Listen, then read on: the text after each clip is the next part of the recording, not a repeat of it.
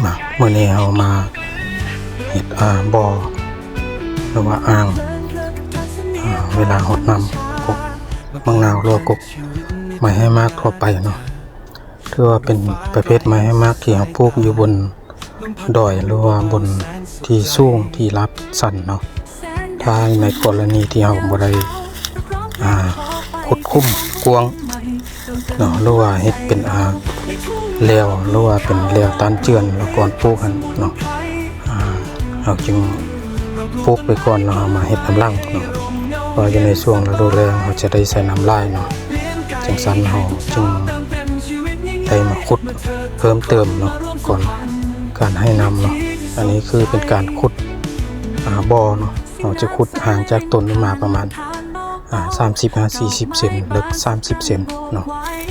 เพื่อเก็บกักน้ำให้ดำได้หลายที่สุดเนาะน้ำเราจะหดไว้ดนๆเนาะหดมันก็แห้งเนาะ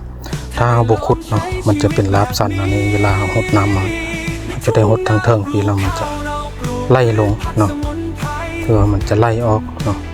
เพื่อดังหุบนี่แหละเนาะเวลาหดมันจะไล่นี่หมดเนาะอันนี้ถือว่าการหดเนาะแต่บางทีเราไปได้ขุดอ่างเก็บเนาะตัวมันจะไล่ออกไปหมดเนาะถ้าว่าขุดแล้วเนาะเราขุดแล้วเราเสร็จปล่อยน้ำเฉลยเนาะปล่อยน้ำใส่ให้มันเป็นอ่างอยู่นั่นนี่มันจะได้ปล่อยล่างเราขุดแล้วปล่อยน้ำเนาะปล่อยน้ำใส่มันก็จะเป็นแบบนี้เนาะน้ำก็จะเต็มนะเนาะตัวนี้ก็สิเป็นประโยชน์ได้หลายอย่างเนาะอย่างพ่นก็สิเป็นตัวกันนำพ่นสไลด์เสาะล้างฝุ่นจากทางถึงจากหน้าดินลงมาก็จะมาค้างอยู่ตรงนี้เนาะจึงสั่นเราสิแบบนี้เนาะอันนี้เป็นภาพธรรมชาติอยู่บนส่วนของเราเนาะทางถึงนี่เป็นส่วนเนาะส่วนเราปลูกไม้พ่นหรือไม้มากหลายชนิดเนาะทางลมก็สิเป็นส่วนผักแล้วก็เป็นนา